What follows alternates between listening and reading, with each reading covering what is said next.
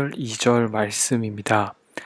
Petrus Apostolos Jesu Christou eklektois parepidemos diasporas pontu Galatias Cappadocias Asias Kai Bithynias Kata prognosin Theu Patros and Hagiasmo Pneumatos eis Hypaco and Kai Lantismon Hagimatos Jesu Christu Charis Huimin Kai Eilene Plethun Thein.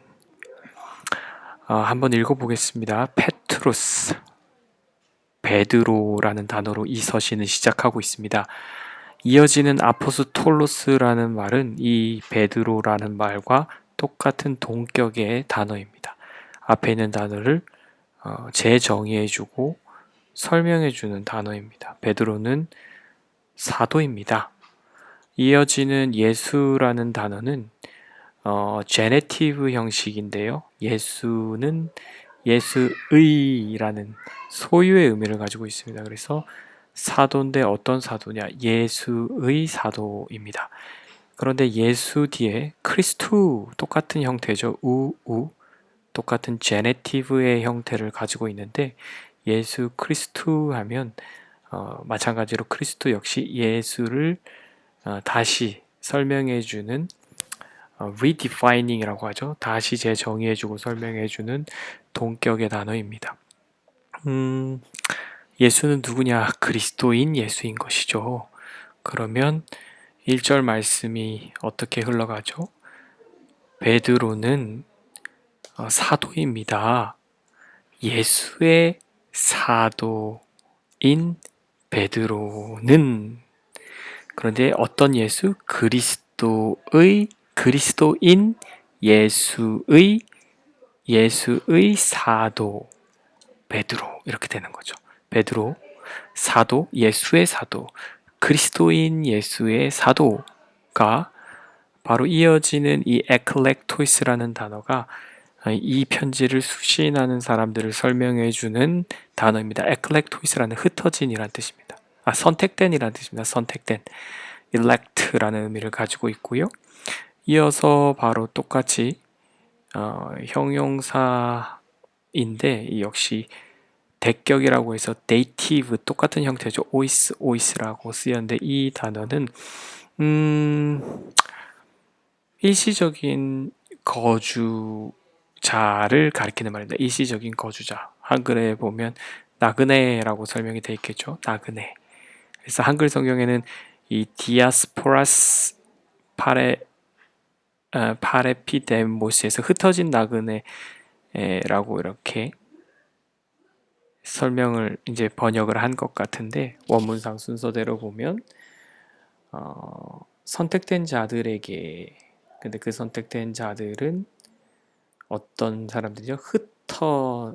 일시적으로 거주하는 이 선택된 사람들은 일시적으로 거주하는 사람들인데 이 디아스포라라는 단어는 두 가지 의미를 가지고 있습니다. 디오스포라는 이제 흩어졌다라는 흩어진 분산의 의미를 가지고 있는데 사람을 지칭하기도 합니다. 사람들을 지칭하기도 하고 디아스포라라는 단어는 장소를 지칭하기도 하는데 여기서는 지금 베드로라는 발신자가 등장하고 있는 문맥이기 때문에 이 디아스포라라는 단어가 어떤 특정한 장소를 가리키기보다는 흩어진 일시 거주자들, 흩어진 나그네를 가리키는 어떤 특정한 그룹의 사람들을 가리키는 것으로 이해하는 것이 더 적절해 보입니다. 이어지는 이 5개의 고유 명사들은 전부 지명들이고요. 오늘날의 터키 지역에 있는 도시들입니다. 본두, 갈라디아, 가파도키아, 그다음 아시아, 로마에게 속한 아시아 이 지역을 말하는 거고요. 그다음 비수니아라는 지역입니다. 그래서 5개의 이제 지역을 이제 나열하고 있고요. 이어지는 2절 말씀 보시면 카타 프록노신, Theu, Patros, and Hagiasmo, Pneumatos, Eis, Hypakoen, Kai, 란티스몬, 하기마토스, 예수 그리스도. 여기까지 한번 살펴보시면요. 카타는 우리말로는 뭐뭐에 따라라는 말입니다. 영어로는 이제 according to로 할 수 있는데, 이 카타라는 단어의 중요한 이 성격이 뭐냐면 방법을 설명해 주는 것입니다. 앞에 있는 이 에클렉토이스라는 단어를 지금 수식하고 있는데, 이 선택된 사람들에게 지금 베드로가 이제 편지를 보내고 있는데, 어떻게 이 흩어진 사람들에 대한 이제 수식 설명인데요. 이 사람들이 어떻게 지금 흩어진 사람들이냐? 카타, 프록노신, 세우, 파트로스. 여기 보시면 우선 이 파트로스, father, 아버지라는 말은 이 하나님을 아까 마찬가지로 꾸며주는 동격, opposition이라고 합니다. 하나님을 또다시 설명해주는 단어입니다. 하나님은 누구냐? 아버지시죠. 예수는 누구냐? 그리스도입니다. 아까 하나 더 나왔던 것 같은데 이런 식으로 여기도 마찬가지죠. 동격이죠. 베드로는 누구냐? 사도다. 한 번 더 앞에 있는 단어를 설명해 줍니다. 하나님은 누구죠? 아버지시죠. 성부 하나님의 프록노신, 미리 아심을 따라서 성부 하나님께서 미리 아시는 그 방법으로 흩어진 여기 보시면 이 프록노신이라는 이 단어가 한글 성경에 이제 미리 아심으로 이렇게 번역했습니다. 미리 아심, 미리 아신다. 이 성경에서 이 미리 아신다라는 말에는 우선 1차적으로 앞서서 아신다라는 개념이 들어가 있죠. 하나님께서는 어떤 발생하는 사건에 대해서 당연히 먼저 아시고, 또 실제로 한 인생의 구원의 문제에 있어서도 하나님은 당연히 먼저 아시는 분이 맞습니다. 사실 하나님은 시간을 창조하신 분이시기 때문에 하나님께서 앞서 아신다라는 것을 시간적으로 이해할 때는 굉장히 그 인간 편에서 하나님을 이해하는 것이죠. 왜냐하면 하나님은 과거, 현재, 미래가 하나님의 창조에 이제 속한 것들이기 때문이죠. 그러나 미리 아신다라는 말은 하나님은 뭐든지 앞서서 아신다라는 의미 있습니다. 그러나 보다 근본적으로 이 프록도신이라는 단어의 용례들을 좀 살펴보면 이 단어는 하나님께서 미리 사랑하셨다, 호의를 가지고 계셨다라는 의미를 가지고 계십니다.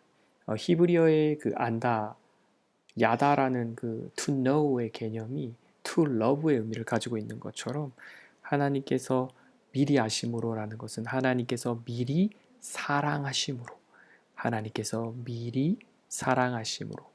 그러니까 에클렉토이스가 흩어진이라는 의미를 가지고 있기 때문에 약간 우리가 부정적인 혹은 좀 고통의 이미지를 가지고 있는 것이 사실입니다.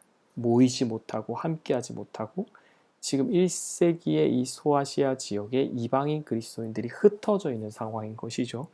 그러나 그럼에도 불구하고 이 카타 프록노신 세우 파트로스라는 말을 보면 참 위로가 되죠. 아버지 하나님의 미리 아심으로 진행되고 있는 것입니다. 하나님의 사랑에 따라서 지금 이 일이 일어나고 있다는 것이 놀랍죠.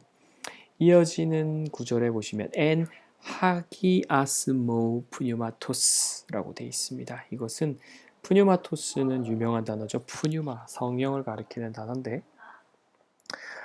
여기 보시면 n이라는 단어 역시 이제 하나의 방법을 말하는 건데 성부 하나님의 미리 아심을 따라 뭐뭐스로, 이것은 푸뉴마토스는 성령의 이 하기아스모라는 단어는 성화라는 단어입니다. 영어로 sanctification인데 많은 번역본들이 이 하기아스모라는 단어를 단순히 그냥 명사로 번역하지 않고 sanctifying해서 이렇게 뭔가 일이 진행되고 있는 것처럼 묘사하기도 합니다. 한글 성경에는 성령의 거룩하게 하심으로, 그렇죠? 성령의 거룩하게 하심으로, 이 성령의 거룩하게 하심으로라는 그 번역 속에도 성령께서 지금 신자들을 이렇게 계속해서 구별된 자로 빚어나가신다라는 뉘앙스를 가지고 있습니다.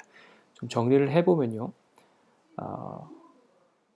아버지 하나님의, 성부 하나님의 미리 아심을 따라서, 미리 사랑하심을 따라서 성령의 거룩하게 하심으로, 성령의 거룩하게 하심으로, 이 성화라는 단어가 신학적인 용어이기 때문에 이제 일반 성도님들이나 신자들에게 굉장히 좀 헤비, 좀 무겁게 다가오는데요. 저는 성화를 이렇게 한번 풀어보고 싶습니다. 하나님께서 지으신 그 최초의 인간의 모습으로 다시금 회복되는 것. 그래서 성화라고 하면 뭔가 거룩해져야 된다라는 것이 굉장히 뭔가 무겁게, 엄숙하게 그런 이미지로 다가오지만 오늘날 우리가 좀 더 친근하게 이 단어를 이해한다면 사실은 저는 이 성화라는 단어를 인간다워지는 것, 예수 그리스도처럼, 그리고 하나님께서 원래 창조하신 그 아담의 모습을 온전히 회복해서 극복해 나가는 것을 성화라고 이해하는 것이 참 좋을 것 같습니다. 이어지는 단어는 에이스.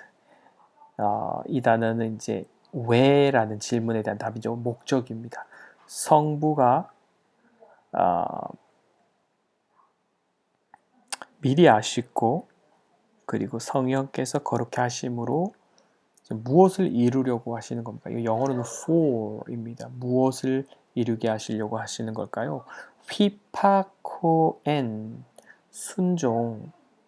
순종을 위해서, 그리고 란티스몬, 이것은 이게 이제 뿌리다라는 의미인데 이제 한글 성경에는 이제 핏뿌림이라고 되어 있을 겁니다. 뒤에 있는 단어가 피기 때문에 핏뿌림 합쳐가지고, 그러니까 합쳐서 쭉 설명을 해보면 무엇을 위해서 예수 그리스도에게 순종하도록, 이해되시죠?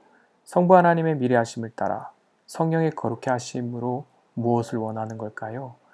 예수 그리스도에게 휘파코엔, 순종하도록.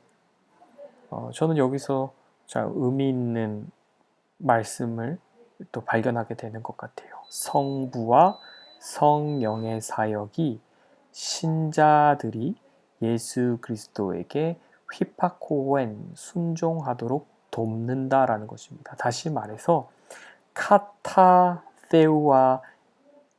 엔 푸뉴마토스의 사역이 없이는, 성부와 성령의 사역이 없이 우리가 예수 그리스도에게 순종하는 일은 일어날 수 없다라는 것이죠. 굉장히 신학적인 진리가 여기 담겨져 있는 것 같습니다. 이어서 예수 그리스도에게 순종하고 또 예수 그리스도의 핏뿌림을 위하여, 그러니까 예수 그리스도의 핏뿌림을 위하여, 좀 풀어보면 예수 그리스도의 피로 씻겨질 뿐만 아니라 언약을 체결하기 위하여. 제가 여기서 이 부분을 다 설명할 수 없지만 이 핏뿌림이라는 이미지가 구약의 출애굽기에서 온 이미지이기 때문에 본문을 출애굽기 20장 이후에 이제 10계명을 받은 이후에 이스라엘 공동체가 하나님 앞에서 피로 비준하는 그 장면에서 이 단어의 이미지를 좀 더 풍성하게 이해할 수 있습니다. 마지막 이제 5단어가 남아 있는데요. 카리스 휘민 카이 에일렌의 플레순세인 이렇게 돼 있네요. 우선 플레순세인은 플레스노라는 단어에서 온 단어인데 이것은 증가하다, 배가하다 이런 뜻입니다. 증가하다, 배가하다. 여러분들 잘 아시는 것처럼 바울 서신에도 보면 꼭 서론의 저자가 이제 수신자들을 소개한 이후에 이제 문안 인사를 하죠. 보통 카리스 휘민 카이 엘레네 이런 식으로 해서 이제 문안 인사가 있는데 한 가지 독특한 점은 이 베드로가 카리스와 에일레네라는 단어를 이 플레순 세인이라는 단어 앞에 위치시키고 있다라는 겁니다. word order라고 하죠. 단어가 어떤 순서로 배치되느냐 이게 과연 의미가 있을까요? 의미가 있죠. 일반적으로 헬라어는 동사가 앞서는 단어인데 동사보다 지금 이 명사 두 개를 앞에 두었다라는 것은 이 두 단어의 강조가 실려 있다라고 우리가 말할 수 있습니다. 그래서 은혜가 너희에게 플레슨 세인 넘칠지어다 많을지어다 그리고 평강이 마찬가지로 휘민 너희에게 넘칠지어다. 그래서 한글 성경에는 은혜와 평강이 너희에게 많을지어다 라고 하면서 2절이 마무리됩니다.